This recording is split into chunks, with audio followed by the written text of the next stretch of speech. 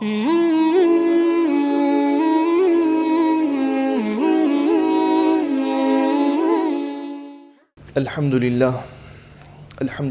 Rabbil Alamin. Alhamdulillahi alladhi la yuhmadu ala makruhin siwah. Wa ashhadu an la ilaha illa Allah wahdahu la sharika lah. Wa ashhadu anna Muhammadan abduhu wa habibuhu wa rasuluhu. Ya ayyuhalladhina amanu ittaqullaha haqqa tuqatih wa la tamutunna illa wa antum muslimun. يا أيها الناس اتقوا ربكم الذي خلقكم من نفس واحدة وخلق منها زوجها وبث منهما رجالا كثيرا ونساء واتقوا الله الذي تساءلون به والأرحام إن الله كان عليكم رقيبا يا أيها الذين آمنوا اتقوا الله وقولوا قولا سديدا يصلح لكم أعمالكم ويغفر لكم ذنوبكم ومن يطع الله ورسوله فقد فاز فوزا عظيما وبعد عباد الله اتقوا الله فيما أمر وانتهوا عما نهى عنه وزجر وأخرجوا حب الدنيا من قلوبكم فإنه إذا استولى أسر واعلموا أنكم غدا بين يدي الله واقفون ستسألون عن أعمالكم وأقوالكم اللهم يسر لنا الحساب وقنا العذاب برحمتك يا عزيز يا تواب. Falënderimet qofshin për Allahun, krijuesin e botrave, krijuesin e gjithësisë. Atë dëshmojmë si të vetmin Zot, krijuesin e gjithçkaje, i cili meriton të lavdërohet, të madhrohet, të njësohet. Sikur se dëshmojmë se ky Allah ka dërguar profete lajmëtar për t'u lajmëruar njerëzve urdhrat e të Madhit Allah, për t'u kumtuar atyre ndalesat e të Madhit Zot. I pari i tyre ishte Ademi alayhi salam, ndërsa i fundmi i këtyre margaritarëve ishte vula e profetëve Hazreti Muhammedi sallallahu alaihi wasallam. Dhe për një njeri të tillë i mëdhnueshëm Allah zgjodhi familjarët më të ndershëm që kanë shoqëruar ndonjë profet. Zgjodhi që shokët e tij të jenë të veçantë sikurse i dërguari i tyre, sikurse edukatori i tyre. Zgjodhi që ummeti i tij të veçohet në mesin e mbar popujve dhe ummeteve të tjera me hajrin, mirësinë, begatinë dhe thirrje në rrugt të Allahut. E lutim Allahun të na bëjë prej tyre në këtë dynja me praktikën tonë, të na bëjë prej tyre në ahiret ditë kur do të kemi nevojën më të madhe të bashkangjitemi dashmin në zemrave tona. Të nderuar besimtarë, njerëzit lindin të barabartë. Askush nuk ka vlerë ndaj tjetrit. Pra nuk mund të marrësh tani dy fëmijë, njëri i cili ka lindë në shtëpi dhe tjetri i cili ka lindë në spitalet më prestigjioze, më mënam, dhe të thush se ky është ndryshe nga ky tjetri. Të gjithë i ka kriju Allahu subhanahu wa ta'ala, dhe i ka kriju të barabartë, ndërsa diferencën njerëzit e bëjnë vetë me veprat e tyre. Pra është vepra ajo e cila diferencon njeriu, nuk është prejardhja, nuk është posti që bart, nuk është sasia që ka në xhepat e tij. Kjo nuk bën diferencën. Tek Zoti i gjithësisë diferencën e bën veprat të cilën e vepron njeriu.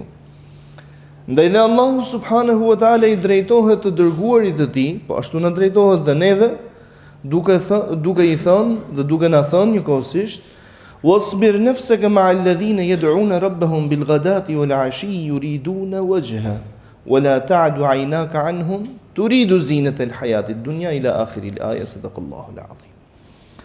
Thot dhe ti qëndro fort dhe jepi kurajo vetes tënde bashkë me ata, pra duke patur si shembull ata të cilët e përmendin Allahun, duke qëndruar me ta fort, ata të cilët e përmendin Allahun në mëngjes e mbrëmje. Wala ta'du aynaka anhum. Dhe kur mos e hiq shikimin tënd prej tyre. Bëhet fjalë për njerëzit të cilët në konsideratën njerëzore vlerësohen mbi bazën e të ardhurave të tyre. Mirë po tek Allahu subhanahu wa ta'ala vlerësohen mbi bazën e asaj se çfarë sakrifikojnë dhe se çfarë japin. E pikërisht për këtë i dërguari ynë sallallahu alaihi wasallam na drejtohet, na mëson dhe na thot: "Rubba ash'atha madfu'un bil abwab law aqsama 'ala Allah la abarra." Mundet dhe sa prej tyre thot, të cilëve u mbyllet dera në fytyrë, pra nuk u hapen dyrët, nuk kanë atë impaktin e fortë tek pushtetarët, pra i mbyllet dera në fytyrë, pamja e tij nuk është e hijshme si pasojë e kushteve në të cilat ai jeton, por nëse i lutet thot ky Allahut, nëse i lutet Allahut me bindje, domethënë, dhe i lëshon ndaj Allahun, Allahu i përgjigjet tij. Nëse i lutet Allahut me bindje, Allahu i përgjigjet këtij. Atëherë tek Allahu subhanahu wa ta'ala nuk vlen kan pushtetet që ne ndërtojmë. Jo thjesht pushteti politik, por pushtet qoftë edhe në familjen tënde. Nuk janë këto ato që nderojnë njeriu. Por reputacioni tek Allahu subhanahu wa ta'ala që ka afrimiteti me Zotin e gjithësisë. Dhe pikërisht këto gjëra të cilat i dërguari i Zotit ja përcjellte shokëve të tij, i jetonte fillimisht dhe ishte model konkret se si duhet me i praktiku dhe me i zbatu. Ndaj në kohën e profetit alayhi salatu wassalam, një femër, një grua, për nga ngjyra ishte e zezë, pra cilësuar kjo, për nga ngjyra ishte e zezë, zezake më mirë themi, mirë po bënte një shërbim se i shërbente xhamis, pastronte xhamin. Nuk ishte ndonjë person me reputacion e shkreta, e ngrata, por ja që ke Allahu vlente, dhe po vlente ke Allahu vlente tek i dërguari i tij. Dhe kur pyesnin për pejgamberin alayhi salam se ku ndodhet, thot atë e gjeje tek nevojtarët, tek njerëzit të cilët kishin nevojë. Dhe jo gjithmonë nevojtarët kanë nevojë për mbështetjen financiare. Vallahi ndoshta qëndrimi me të tillë njerëz, ashtu sikur se bënte profeti alayhi salatu wassalam, është shumë herë më efikas dhe më motivues se sa shërbimi monetar që ti mund të bësh atyre. Dhe kjo femër, caktimi i Allahut, si çdo gjë e cila ka lind duhet dhe me vdek, ndron jetë. Dhe kur ndron jetë nuk e kishin lajmëruar të dërguarin e Zotit alayhi salatu wassalam për mos me i prishë rahatinë e tij. E kishin marrë, ja kishin bë detyrat, domethënë siç i këta, na kishin varros. Thot, pasi kaloi një ose disa ditë, profeti alayhi salam vuri re mungesën e saj. Tha, ku është filania? I tha, i dërguari i Allahut ka vdek. Tha, ka vdek, nuk më njoftu. I tha, nuk deshëm me të shqetësua i dërguari i Allahut. Nuk deshëm të shqetësonin. Tregomni, tha, ku e keni varros, ku e ka varrin. Dhe e dërguan, pra ja treguan varrin dhe shkoi profeti alayhi salatu wassalam duke i fal namazin e xhenazes, pra pasi ishte varros, dhe tha, këto varret janë të errta, o Zot, në ndriço varret tona. Ndriçoja varret gjithë muslimanëve, o Zot, që kanë ndruar jetë. Këto varret tha janë të errta. Përpiqet njeriu me ndriçu jetën e tij me poça, me llampa dhe fik dritën e shpirtit. Me i fut gjithë korrendin e dynjos me fut aty në varr, vallahi nuk të ndriçon. Të ndriçon vepra. Nëse shif varrin si gjë të largët, është i afërt. Wa nahnu aqrabu ilayhi min hablil warid. Ne jemi më pranë ti, thot Allahu subhanahu wa taala, se sa damari që i rreth këtu në qafë. E shef njeriu larg, është afër. Dhe u ndal profeti alayhi salam dhe pasi ja fali namazin e xhenazes, asaj aty tha, këto varret janë të errta. Namazi që unë u fal atyre, tha, i ndriçon. Zot, në ndriço varret tona, Allah. Profeti alayhi salatu wasalam nuk u shoqëronte me njerëzit mbi bazat e përfitimeve, se sa donator apo kontribues ishin ato, por shoqërohej me njerëzit mbi bazën se sa nevojë kishin njerëzit për një lloj shoqërie të tillë, për një lloj shoqërimi të tillë. Kjo nuk do të thotë se njerëzit me pozitë duhen të ndërsu, po jo të shtysh, të largosh këtë tjetrin që mund të jetë shkaktari i bereqetit që ne jetojmë, këtë të distancosh dhe të gjithë vëmendjen tënde t'ia kushtosh një tjetri, se ky pas ka emër, ky pas ka pozitë, ky pas ka të ardhura, ky është një donator i mirë, le të jetë. Ai i cili jep për Allahun subhanahu wa taala apo jep për robën e Allahut. Nëse ka dhënë për Allahun, mos e vrit mendjen. Tregohet për një prej dietarëve të Islamit, Rabi' ibn Khuzaim, ndër dietarët e tabiinëve, Zoti e mëshiroft, thotë se një ditë prej ditësh i kishte gatu një të çmenduri, i kishte bërë një gatim kur i thon vetëm njerëz të veçantë mund të priteshin me të tillë gatim. Edhe i than, po këti që ti japësh han? Pse je munu? Që ti japësh han kë? Sa mos do ditë gjë. Jemi aty të mushi barkun. Ky tha e vërteta është ky nuk din gjë se çfarë han, dhe që ti japësh han. Po Allahu tha e din. Pra unë nuk jap për këtë. Unë jap për Allahun. Dhe kur diçka e bëj për Allahun, duhet ta bëj në mënyrën më të mirë, në mënyrën më të bukur, në mënyrën më perfekte. Se sadakaja dhe lëmosha dhe vepra dhe sakrificat të cilën e bën në jetën e kësaj bote, para se të arrijë tek ai nevojtari fillimisht të arrin dhe shpresojmë që të arrijë fillimisht tek dora e Allahut. Pikërisht për këtë kishte edhe kuptimin zonja e nderuar Aisha radhiyallahu anha, që kur jepte sadaka i parfumoste edhe ato dinarët për ato monedat, ato e dashuronin të mirën, ishin të mahnitur mas të mirës, garonin për në të mira. Ndryshe si në sot, jo me në shty pak, duhet me në kap në shqil me që më vërsul pak ke e mira. A thu se kur bëhet një thirrje, po i ngren reputacionin dikujt. O Zot, na mundësot kemi lidhje të mirë me madhnin tënde. Mos na i lidh zemrat për krijesat e tuaja, o Allah. Na bëj të urtë, na bëj të matur, na bëj të thjesht, na bëj modest me krijesat e Zotit. Ne nuk jemi pronar të njëri tjetrit që t'i vlerësojmë apo nën vlerësojmë krijesat e të madhnueshmit Allah. Ne jemi të barabartë. Ajo që do të na veçojë tek Zoti është vepra.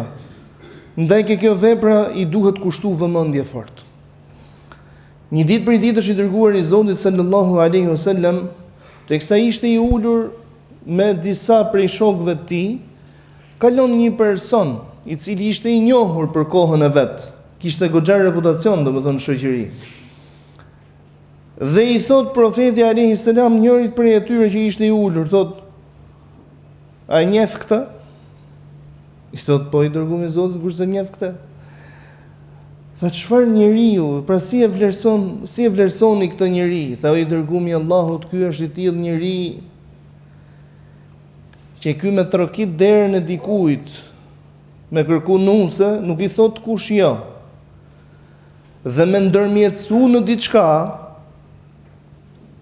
në pas dikush i halla i problem, nuk i thot kush jo. Ka si ky thot në këtë kohë. Profeti alayhi salam thot heshti dhe nuk foli asgjë. Më pas thot kalon një tjetër. I thot profeti alayhi salam: "Si e vlerësoni këtë njeri në mesin e juaj?" Profeti alayhi salam është edukator.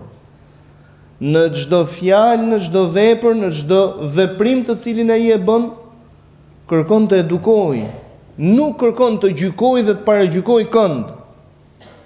Ta po këta. A ky i shkreti, tha, ky i gjori. Kush po fliste? I pyeturi. Ky i gjori, tha, I mirë dhe i mirë është.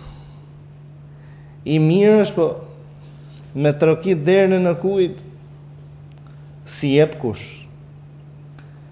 Me nërhypër në i gjo, nuk ja varë kush. Kam frikë thësë dhe me fol, nuk e ngjo kush. Me ka qef me të në lutje dhe hike dhe mos flit. Tha profeti alayhi salatu wasalam, pra i drejtohet shokëve të tij dhe thot: ky për cilin po thu ti, pra që nuk vlen në shoqëri, ky tha vlen më shumë se gjithë dynjaja.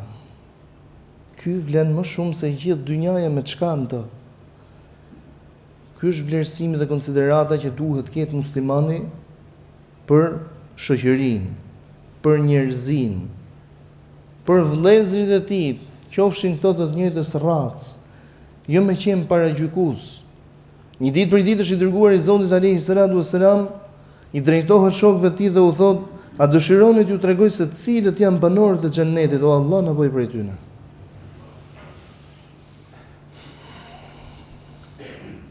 Dhe thot: kullu da'ifin mutada'if law aqsama 'ala Allahi la abarra. Çdo person i dobët ka Allahu, i dobët ka ne. Ka ne që vlerësojmë duke pa veshjen e tjetrit. Tek ne që vlerësojmë a ka një qik xhamat, hoxhallarët, se nuk e di se çfarë roli lunke i hoxh nëse u fal me 5 apo me 500 apo me 5000. Ka një rol, shtohet përgjegjësia, po jo performanca e tij. Thjesht shtohet përgjegjësia. Po ne që i kemi këto konsiderata dhe këto vlerësime për jetën, neve na drejtohet i dërguari i Zotit dhe thotë: çdo i dobët, pra kush do të jetë për xhenetlive, çdo i dobët në konsideratën tonë, mutada'afin, i cili nuk ka ndor gjë i shkreti. Nuk mundet me të bëjë gjë. Pra s'ke çfarë ti kërkojsh. Ke çfarë ti kërkojsh plot, se mundesh me kërku lutjen. Vëllai është gjë më madhështore. Po këto që i kanë fikse, i duan gjonat fikse, nuk kanë çfarë ti kërkosh. Por thot ky i dobdi, në i lutet Allahut, Allahu s'ja kthen durët bosh. A doni t'ju tregoj thot për banorët e xhehenemit, Zoti na largo prej tyre, mos na bë prej tyre as në as familjet tona dhe as kënd prej muslimanëve. Dëshironi thot t'ju tregoj për banorët e xhehenemit se cilët janë ata: kullu utullin jawadhin mustakbir. Çdo rob i rënd në folme, që s'di me ta foli llafet mirë. Ku i thonë anë si me të ramush kam shjelin. Po të paktën po i patë fjalë të qëndronda mos fol Allah se nuk ka as të keqe. Merr se vap kur nuk flet personi i tillë. Kanë një shprehje arabët për njerëzit të cilët e teprojnë gjatë ditës, thot naumu dhalimina ibada. Gjumi pa drejtëve është adhurim. Është adhurim. Çdo person thot i rënd në të folë, mos di me foli fjalë mirë. Nis me të kërku diçka, ta jep si urdhër, a thu se je duke punu ke? A merr çabon e mirë, çan me këtë të folë me kështu.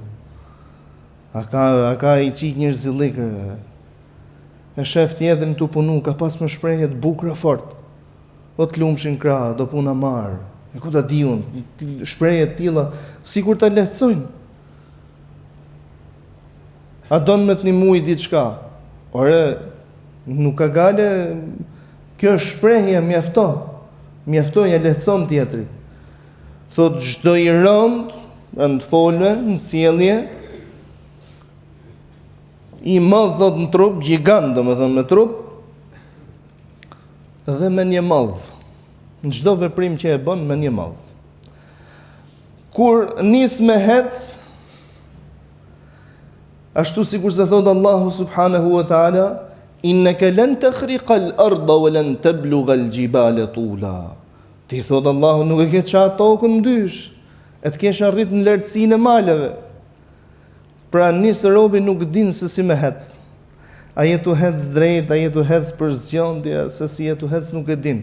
Po ku jetu shkuat falë Allahu. A i vorri si do që më të fut merë. Si do që më të fut a i të merë. Kurse ty gjithë dynjoja nuk të mjafton. Kujt po i shet me në robi Allahut. Vllai tat, babës tat, fëmijës tat. Kujt po i shet me në robi Allahut. Gjithë kur kena le, nuk kena le me këmish, as kur s'ka le me këmish. Gjithë laguriq. Kujt po i shet me në robi Allahut. Ti që sot krenohesh me shëndetin dhe me çdo mirësi që mund të ketë dhënë Allahu subhanahu wa taala, ndërsa nesër do fusesh në siklet rob të Allahut me çu dege groba për herë të fundit. Kujt po i shet me në robi Allahut. Ku një çast kur ti të shtin, vetëm kur ti të shtin, në trupin tënd gjithçka ndalon. E lutim Allahun subhanahu wa taala të na bëjë prej atyre të cilët kuptojnë çfarë u kumtohet. E lutim Allahun subhanahu wa taala të na bëjë prej thjeshtëve, të na bëjë prej të urdhëve, të na bëjë prej të marrëve. Amin walhamdulillahi rabbil alamin.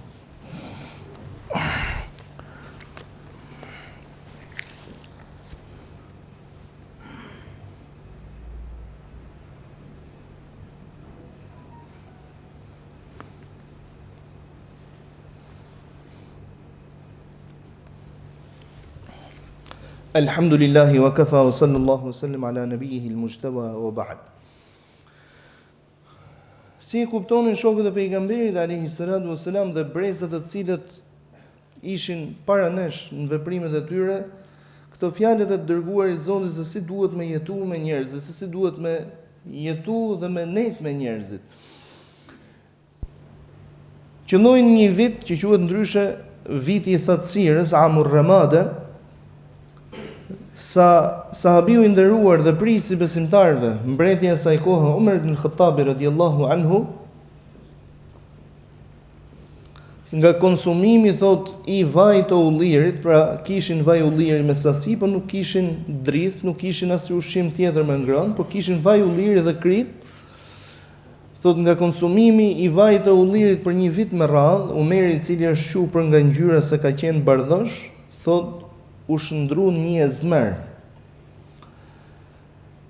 Dhe një ditë për i ditësh, djali i tij Abdullahi, i cili e dinte se i jati, domethënë i kishte qef pulat e fshatit, aso kohë gjonëm s'kishte pularisë në ditë të sotme, që të bëhet kjo diferenca.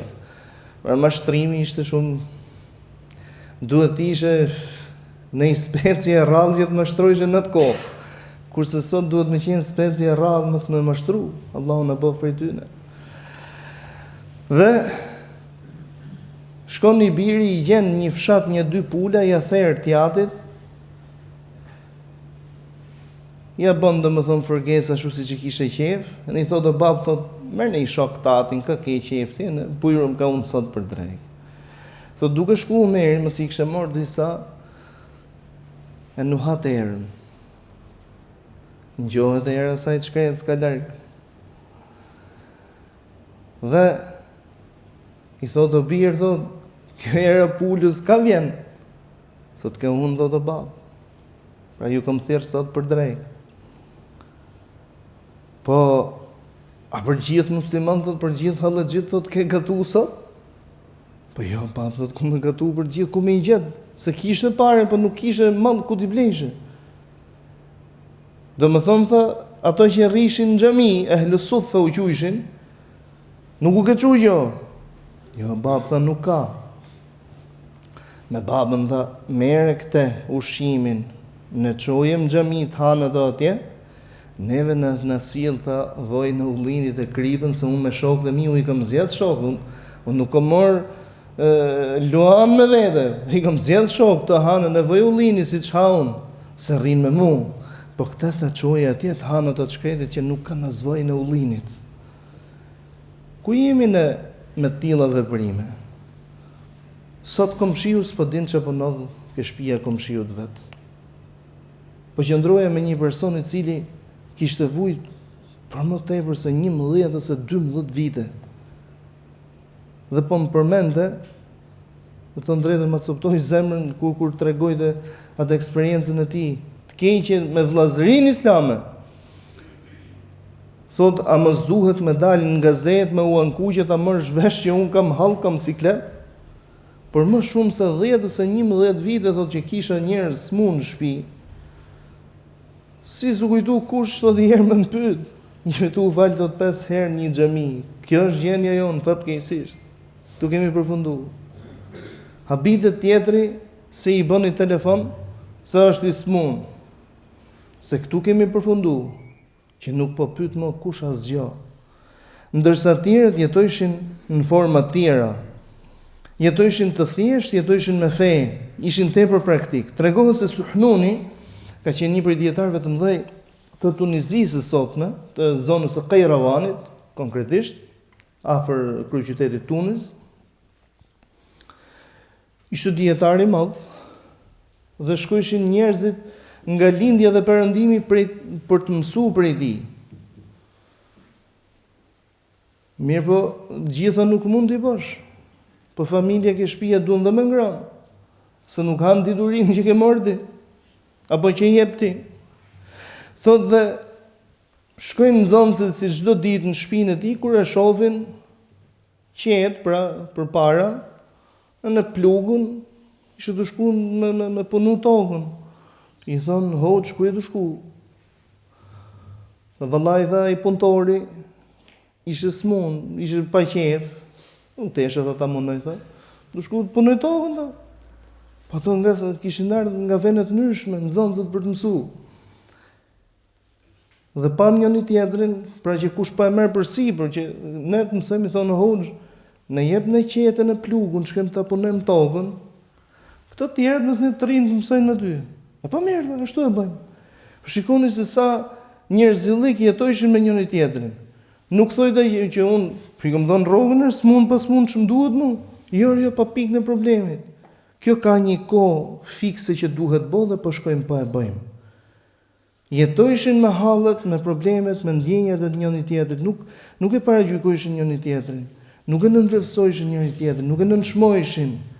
E dinin shumë mirë se vlerësimi i krijesës bëhet nga ana e krijuesit dhe krijuesi nuk të vlerëson mbi trupin që të ka dhënë, mbi rrobat që ke vesh apo mbi pasuritë që mund të ketë furnizuar ai, por të vlerëson sipas veprës dhe devotshmërisë.